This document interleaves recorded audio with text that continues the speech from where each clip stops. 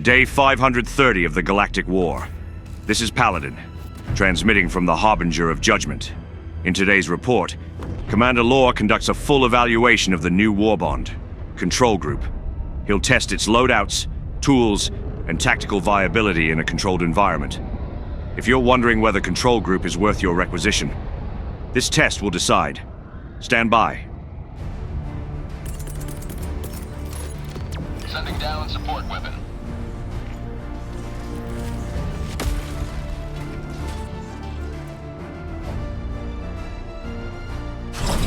So let's get started.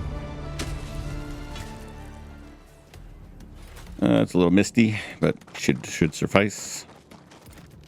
So we're going to bring down our tools, the Warp Pack, the Epoch. We're going to throw down a laser as soon as we throw in that direction. See if we can shoot something. But first, we are going to go over the variable, this weapon.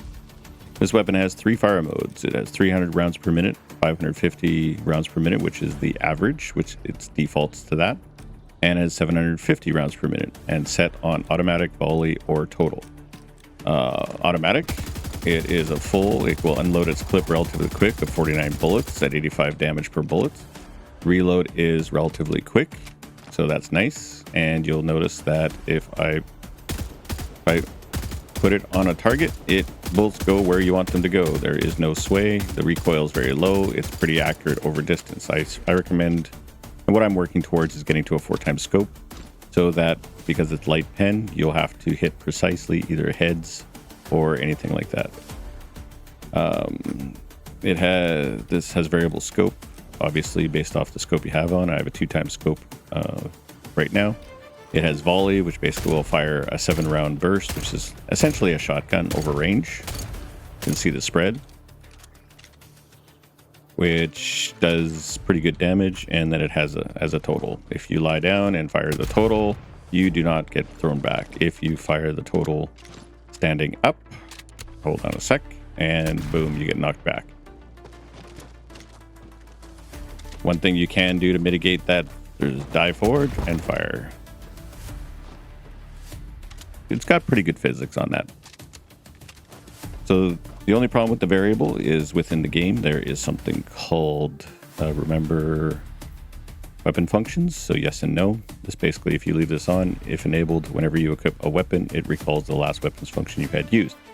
So if you come into game and you change this to 700 RPM, 750 RPM, and then you die, and when you come back, it will default to 550. It's a little annoying. Not the end of the world, but it's a bug, and I'm sure it's going to be fixed. So the second thing we're going to talk about is the Epoch. Oh, before I keep going, the variable, I'd call it an 8 out of 10. It's a surprise. When I first saw it in the Warbond, I wasn't overly impressed. I thought it was a meme gun, but from a functionality point of view, it's not bad. As you can see, the 300 RPM is very slow, so if you want to try to snipe shots, it gives a little bit of a space in between. And there you go. So that's the variable. 8 out of 10, good. It's a solid weapon. Doesn't have much for upgrades, only scopes. But they may update that in the future, who knows. But there is no like grips or anything, underbarrel anything.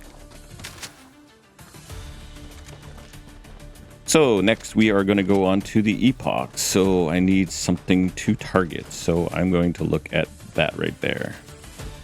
Right up there. I'm going to mark that. That's going to be my target. So I'm going to aim down the sight. You can see there's a little status bar. And if you get it to maximum at the end, you can see it hit a little bit to the left there and completely missed. It has a little bit of a problem. So its angle, so if I put right there, so it hit the target. I'm going to go get halfway so you can kind of see where the bullet. So sometimes it shoots straight, sometimes it does not shoot straight. There, it went left on that one. It went straight. And that went high. So it tends to, its angle is a little wider, and apparently that's a bug from The developers, they said that it's not supposed to do that. It's supposed to be straighter. That was way off. You could see how low that went. And that completely missed. So when you're trying to hit the shots and apply the damage to a weak point, it can be hit or miss with this weapon. It needs a little bit of love in that regard. And I feel they can improve that. Again, known bug. They're going to be dealing with it. The second thing I think would be a good quality of life improvement. This thing is very... Like, in order to get, you see the bar at the bottom, the one right on the very far right, you have to be within that zone in order to get the maximum damage, because as it charges up, it does more damage. So as I pull the trigger, you see it growing, and then it hits the red, and you fire. And that will get you maximum damage. But it is very, if you only go there, you are not getting maximum damage. So I think it would be better if they gave us a little more leeway instead of the last 5% in that last bar. You can see as it gets to the end, and you have a split second to let go. If you go a little farther, you blow up. I cannot tell you, like right now in this testing environment, I am not under pressure. There is nothing around me that's going to bother me. And it's easy for me to pay attention. I can put my crosshairs on something, such as that bot patrol way out there. And I can watch the meter and go boom, and boom, I hit them. Right? So I'm going to throw out a laser sentry so we can see how that works while I'm doing this. So I think if they were to give us a full charge on the second bar to the end, I think that would be a really good improvement. And it would be a little more forgiving in combat since this thing does not have a safety. Overall, it does quite well. It can take out hulks. It has enough demolition force to, if you shoot into the doorway of a landed limited ship, it would work. It does not take out bug holes and does not take out factories. So it's hit or miss on that. Its demolition force should be increased, in my opinion. Okay, moving on. This is the laser turret. That's part of the Warbond. You can see on the back of it, it has a heat sink. Well, it has a heat sink at the bottom right there. And it has a little meter here that indicates whether it's overheating or not. This is damage over time. I think about 350 damage per second of applied damage. Plus, it will light things on fire and give an area of like a DOT damage over time of fire. It will continuously shoot at whatever is out there until it blows up. I think as a tweak, I think either the heatsink's fine. I think it should just have an auto shutdown.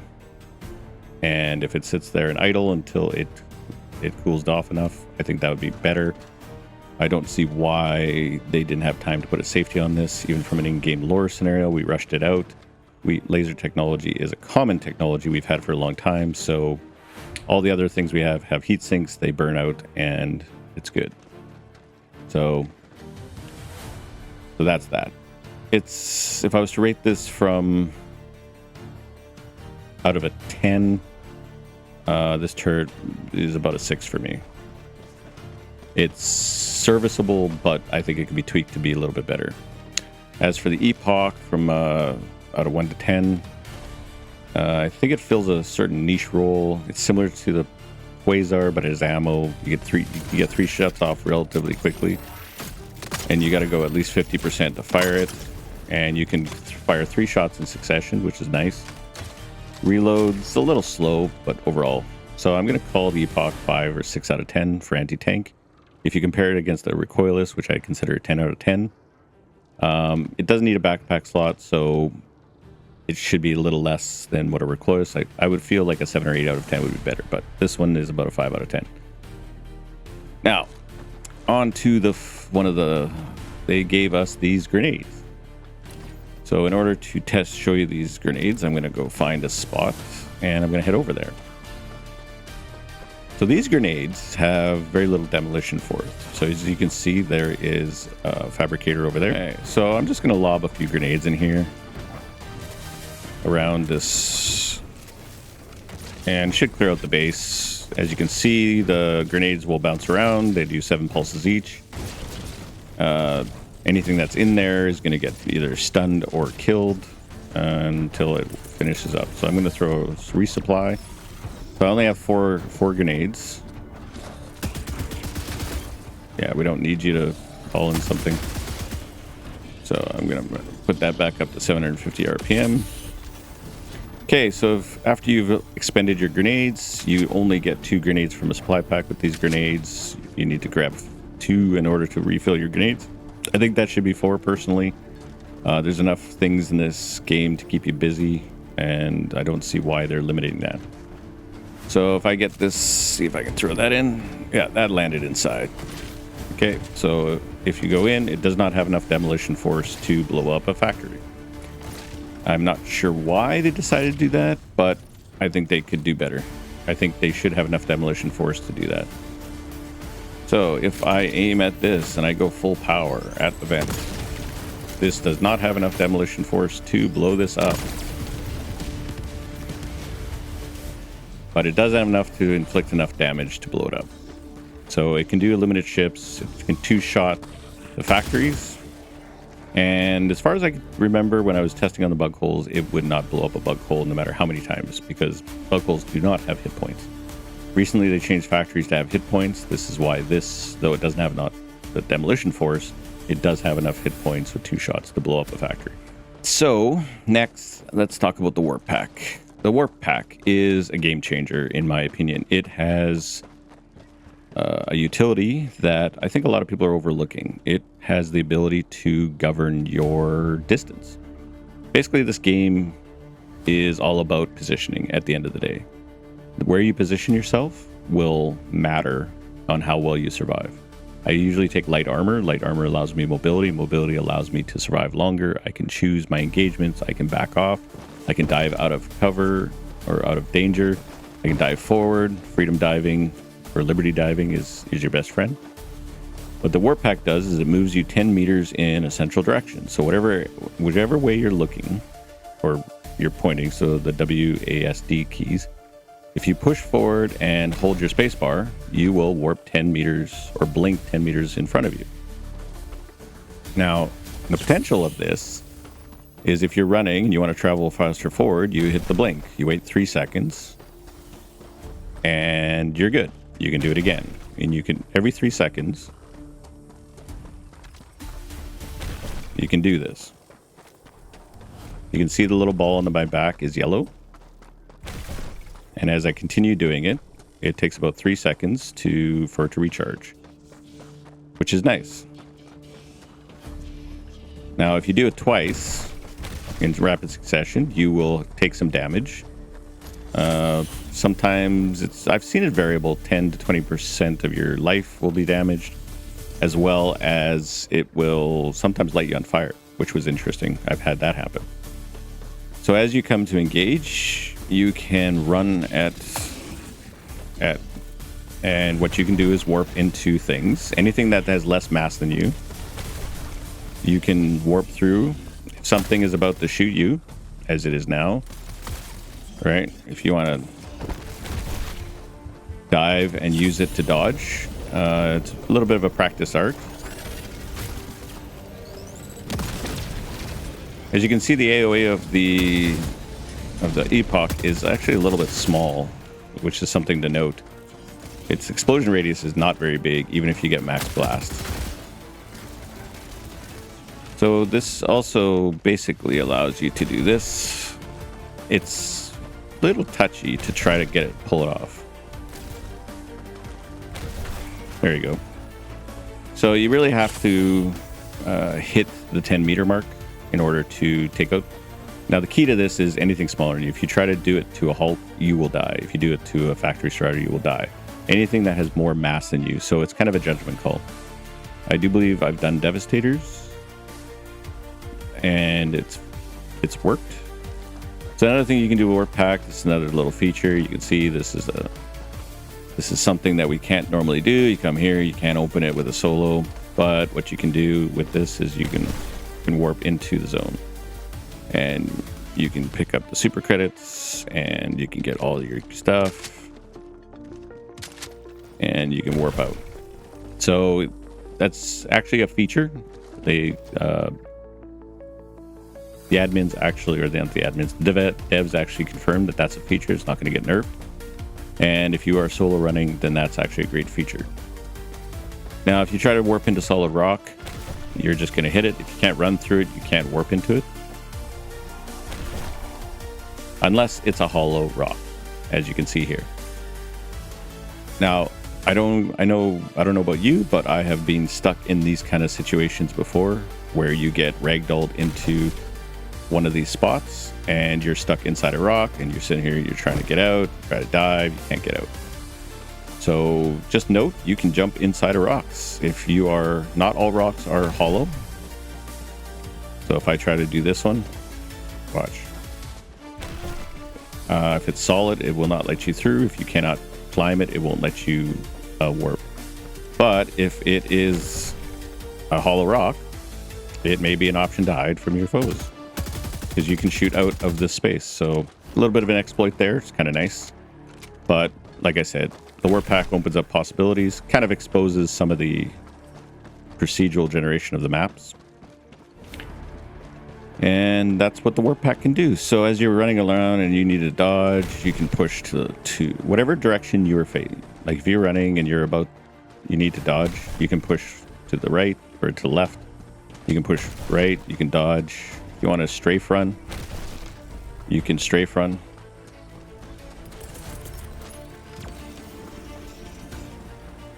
So it allows you a dynamic and controlled engagement. Okay, so I'm going to try to warp through that Devastator just to show you guys and confirm for my own satisfaction that my memory serves me correctly. I do believe you'll take damage upon things that are slightly bigger.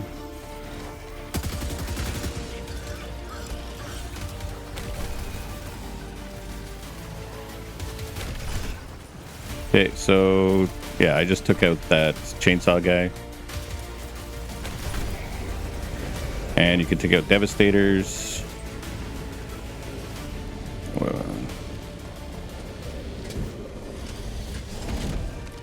These will not take out dropships, even if you shoot them in the engine.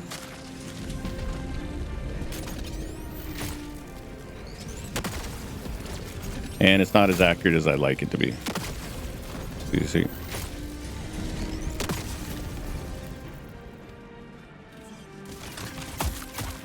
Last thing I'm going to cover is the armor. So I'm going to basically let myself activate the armor. Just need one guy to hit me. Come on.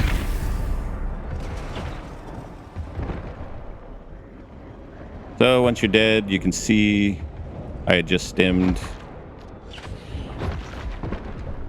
You run slower. And it just gives you the last hurrah. You can basically get out a last killing blow for your final stand, if you will. So that's about it. That's what it does. I find it to be a meme more than a real practical use. It gives you one final chance to do something. But overall, I don't think it's as useful as it could be. The stim duration is extra 2 seconds on the armor.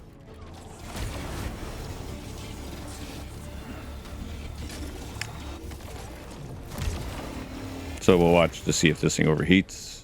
No, there's not enough. That's it. That's the Warbond.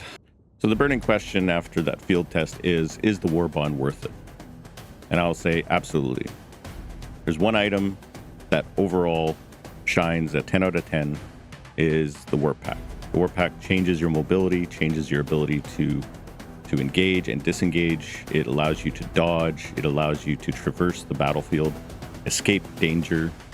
Hunters will jump on you. They'll hit you once, and they come up with a follow-up hit right away, usually stun lock you. You normally would dive out of that situation, but then they're too quick and they'll stay on you and you'll usually die. The warp pack provides a means of escape.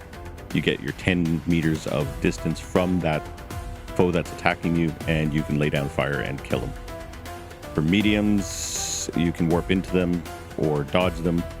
It gives you space and time to breathe. It allows you a survivable rate that we haven't seen before. So I'm gonna predict that the warp pack is going to become a mainstay of my builds, as I have found its increase in mobility and capability just on a survival level is unmatched. to anything in the game right now. There's been moments where I'd be confronted with a Bile Titan. I wouldn't have any heavy ordnance like a thermite left. All I had was like a heavy laser, and I was able to use the warp pack to basically lay down fire on, like sustained fire onto the head of the Bile Titan as I warped back 10 meters every 3 seconds to keep distance and pace and allow that heavy laser to do its work. Normally, not really a feasible tactic with a heavy laser. It's never been a really viable option to, once a Bile Titan's on you, you can never get enough distance to put enough sustained fire, but the warp pack does provide that sustained fire. So 10 out of 10. I think the Warbond needs a lot of tweaking. I think it has a lot of bugs. I think a lot of little things have to be bumped up, and unlocking it and enjoying it and get to the warp pack. It is by far the funnest I've had in the game in a very long time. That's it for me. If you'd like to support Omega Squad, you can join our Discord. Link is in the description. Another way you can support us, which is really helpful, hit that like button, share this if you found it useful, or leave a comment. What did you think of the Control Group Warbond? Until next time, keep your aim steady and your uplink secure.